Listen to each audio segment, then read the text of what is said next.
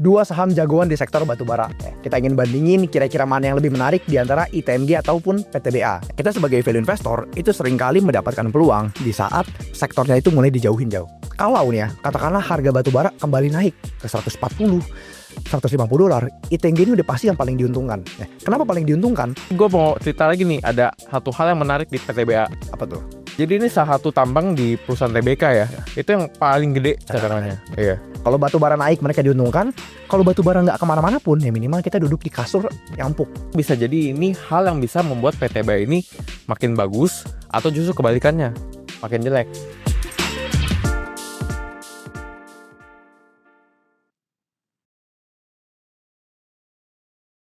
Halo teman-teman, welcome to Chatting. Di video kali ini kita ingin bahas dua saham jagoan di sektor batubara. Kita ingin bandingin kira-kira mana yang lebih menarik di antara ITMG ataupun PTBA. Pastiin teman-teman nonton sampai habis kalau mau tahu kira-kira apa sih yang membuat dua saham ini menarik dan PR-nya apa yang teman-teman harus follow. Tanpa berlama-lama lagi, sama Pak Antoni Jau langsung aja. Disclaimer, ini bukan rekomendasi beli atau jual saham, hanya sebagai edukasi dari kacamata value investor. Saya mewakili ITMG dan Jau mewakili PTBA ya. Oke. Jadi mungkin sedikit konteks dulu. Kita sebagai value investor itu seringkali mendapatkan peluang di saat sektornya itu mulai dijauhin jauh. Mungkin kalau sekarang lagi ramenya saham-saham konglo yang hype, berbau teknologi, ya batubara mulai ditinggalkan. Perbankan kan kemarin kita udah buat battle ya, BRI versus Mandiri udah mulai ditinggalkan orang-orang.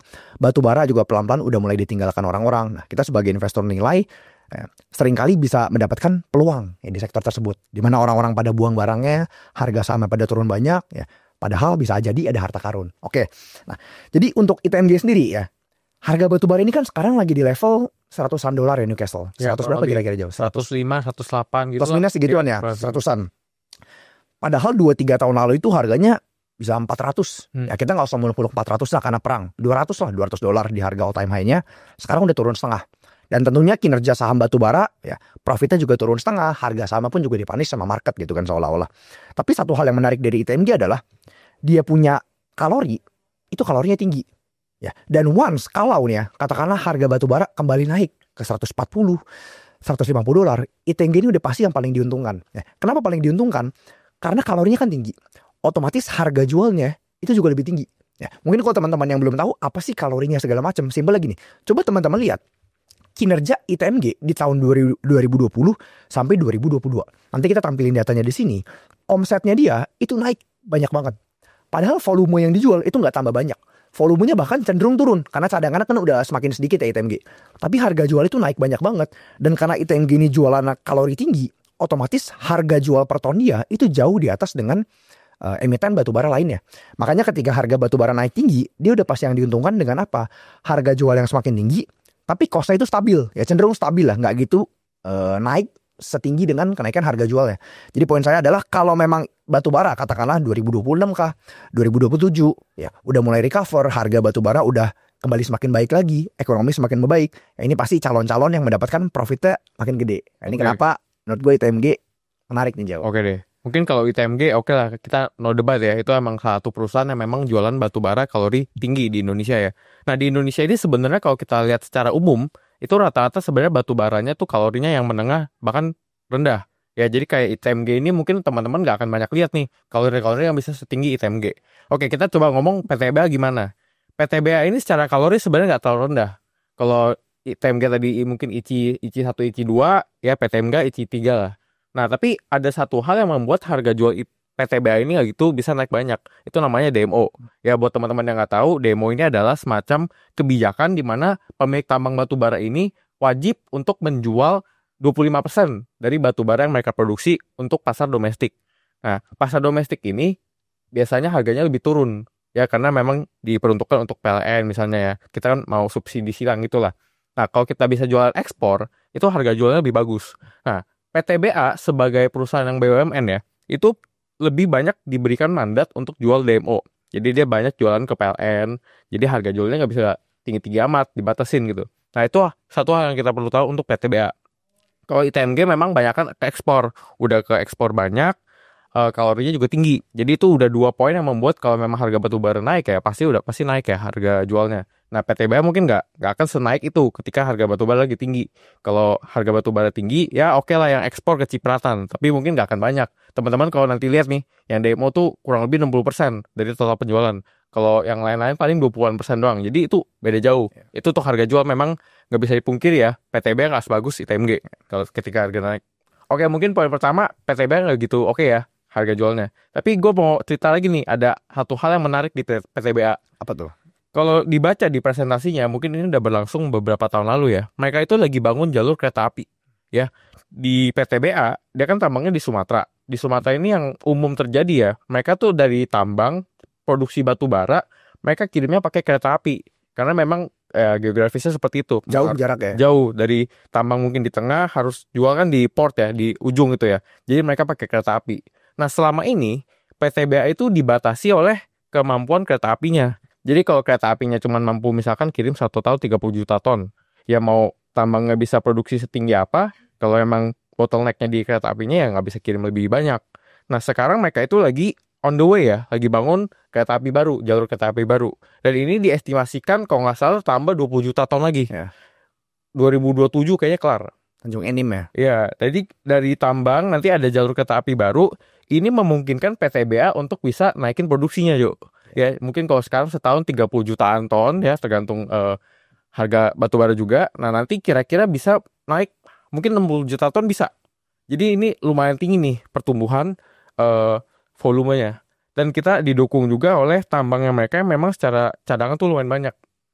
Nanti lu coba, kayaknya ITMG gak sebanyak ini deh. Ya. Ya, jadi kita mau tahu PTBA ini dari segi kapasitas keretanya bisa nambah, dari segi tambangnya juga sanggup.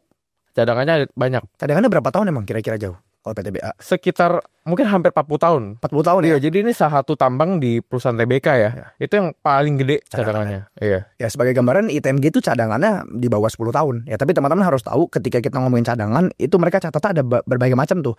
Ada yang reserve ya kan, ada yang resource ya. Intinya cadangan yang kita maksud di sini adalah yang udah siap untuk digarap, yang siap untuk digali. Pertanyaannya apakah kalau misalnya cadangan yang siap untuk digali udah habis, mereka nggak jualan apa-apa lagi? Jawabannya belum tentu. Karena mereka masih ada resource. Simpelnya apa sih teman-teman kalau lihat di public expose, di annual report itu kan bingung tuh ada resource, reserve. Pokoknya teman-teman nggak usah pusing. Ibaratnya gini, resource itu yang paling gede. Ya, jadi seluruh cadangan mereka baik yang udah bisa dikeruk ataupun yang belum bisa dikeruk itu mereka catat semua. Ya, katakanlah ada 100 juta ton. Tapi pas mereka lakuin studi segala macam, 100 juta ton rupanya jauh di bawah tanah nih. Itu mereka masukin resource. Yang gampang dikeruk atau yang mungkin ekonomis untuk dikeruk, itu mereka catat namanya apa? Ya, reserve. Ini udah siap untuk dikeruk, tinggal dikeruk. Ya, makanya kenapa reserve itu biasa lebih kecil.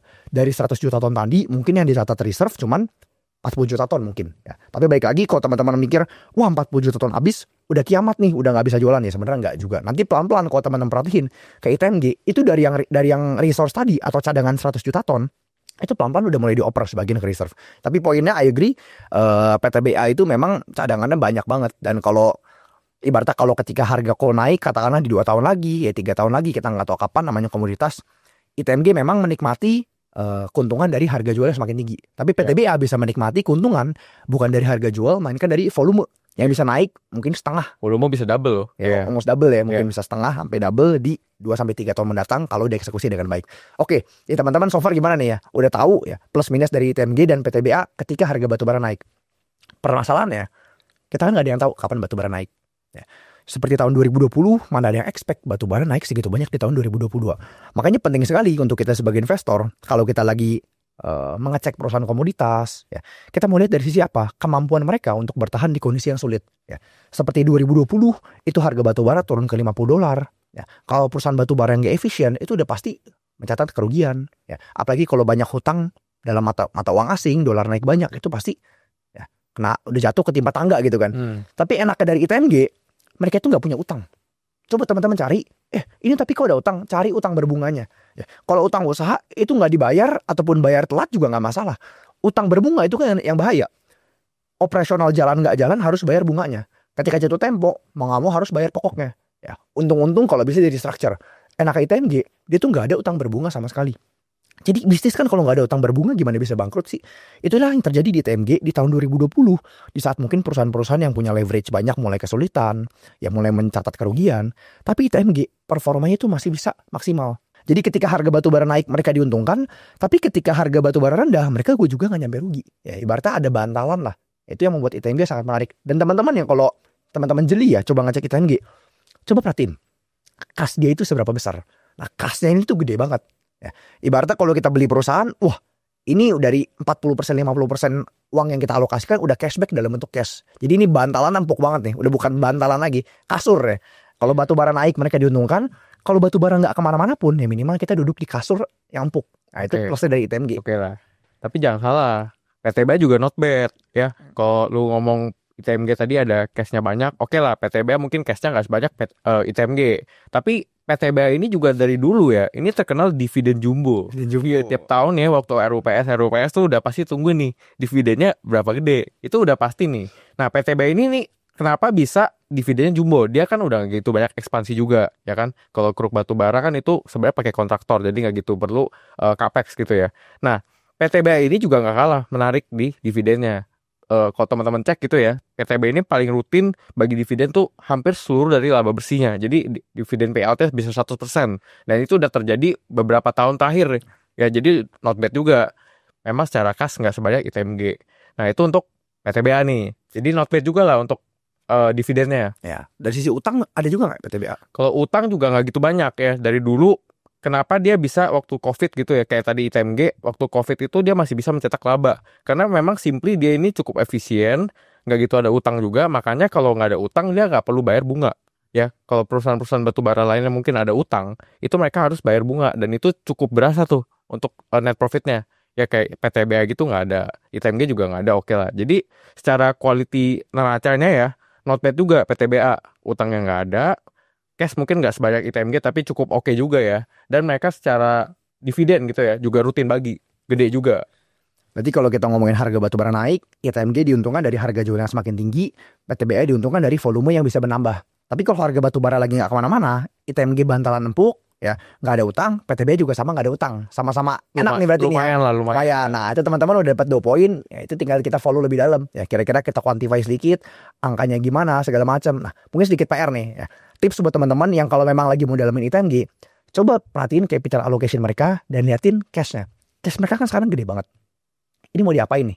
Ya, apakah mau dibagikan sebagai dividen? Kalau saya kan udah ngikutin ITMG dari 2020 ya manajemennya, itu memang mereka ngomong sebenarnya lagi ada mau akuisisi. Ya tapi akuisisi apa? Ya mereka selama ini bilang belum dapat di harga yang pas. Kemarin sempat ada isu mau masuk tambang nikel udah dari lama tapi nggak jadi segala macam. So my point is teman-teman kalau memang yang lagi lirik ITMG, coba aja kita follow terus. Ya ini PR. Kalau teman-teman yang lirik, perhatiin cashnya mau diapain? Apakah dibagiin dividen atau mau akuisisi tambang yang bisa jadi game changer? Kalau memang bener ada akuisisi tambang pun ya kita bisa follow. Tambang apa? Valuasinya gimana? Karena sejauh yang saya tahu, sepengamatan saya, ITMG ini memang benar-benar dikelola oleh manajemen yang profesional. Jadi mereka nggak mungkin melakukan sembarangan ekspansi tanpa hitungan yang tepat, ya tanpa harga yang bagus. Dan apabila memang ITMG melakukan ekspansi, nambah tambang atau akuisisi tambang, it's very worth for us to deep dive. Ya itu mungkin PR ya buat teman-teman yang lagi perhatiin ITMG. Kalau PTBA ada PR juga nggak nih? Oke. Buat teman-teman yang lagi ikutin PTBA ya, ini mungkin ada PR yang cukup menarik karena bisa jadi ini hal yang bisa membuat PTBA ini makin bagus atau justru kebalikannya makin jelek ya. Jadi ini ada satu hal yang perlu teman-teman ikutin gitu ya. Teman-teman pasti tahu nih, Danantara sekarang kan pemegang saham dari mayoritas BUMN ya. Nah, ini arah kebijakannya nanti seperti apa? Itu perlu teman-teman ikutin karena ini akan mempengaruhi PTBA secara nggak langsung. Kalau Danantara memang arah kebijakannya mau ke arah hilirisasi misalnya, pasti PTBA ini sooner or later ya kemungkinan akan ke bagian proyeknya. Nah, kalau untuk batubara di Indonesia gimana? Selama ini batubara di Indonesia itu kita cuma jual langsung batubaranya. Setelah kita produksi, kita langsung ekspor. Nah, pemerintah ini lagi, kalau dibaca-baca ya, lagi mau fokus untuk hilirisasi batubara. Dalam artian apa? Kita mau mengolah batubara ini lebih lanjut supaya ada nilai lebih. Ya, yang paling gampang mungkin kalau teman-teman baca ya, itu namanya gasifikasi. Itu mengganti batubara ya, batubaranya diproses untuk jadi memiliki fungsi seperti gas. Ya, kalau di Indonesia sendiri kan sekarang gas itu lebih kesulitan dibandingkan batubara. Kalau batubara kita cadangannya banyak, sampai kita ekspor berlebih. Jadi untuk memanfaatkan cadangan yang banyak ini, ya kita why not kita pakai batubaranya untuk mengganti seperti gas fungsinya. Jadi ya mungkin defisit gasnya bisa lebih sedikit berkurang. Batubara kita nggak ada masalah karena cadangan banyak. Nah itu teman-teman perlu follow ya. Apakah nanti kalau memang gasifikasi ini jalan, pemerintah mau nguntungin mana? Nguntungin PTBA-nya kah? Atau nguntungin mungkin ada pihak lain? Nah itu perlu teman-teman follow untuk PTBA. Jangan nyampe proyeknya jalan ntar malah nggak untung aja. Iya. Makanya harus di follow ya. Iya. Sekarang juga angkanya belum keluar, tapi itu yang harus kita follow. So I think that's it ya teman-teman. Semoga dari video ini ya teman-teman bisa mendapatkan manfaatnya, dan jangan lupa ya teman-teman kalau nonton video ini itu nggak cuma dengerin doang, coba dipraktekin. Beneran di follow PR-nya, cek ITMG lebih dalam, cek PTBA lebih dalam ya. Tentu namanya video ini nggak bisa mewakilkan semua jawaban karena ini kan video singkat. Teman-teman kalau mau tahu analisis yang lebih dalam mengenai industri batubara, ya prospek ke depannya gimana, demand dan supply-nya gimana. Karena komoditas ini kan all about demand and supply.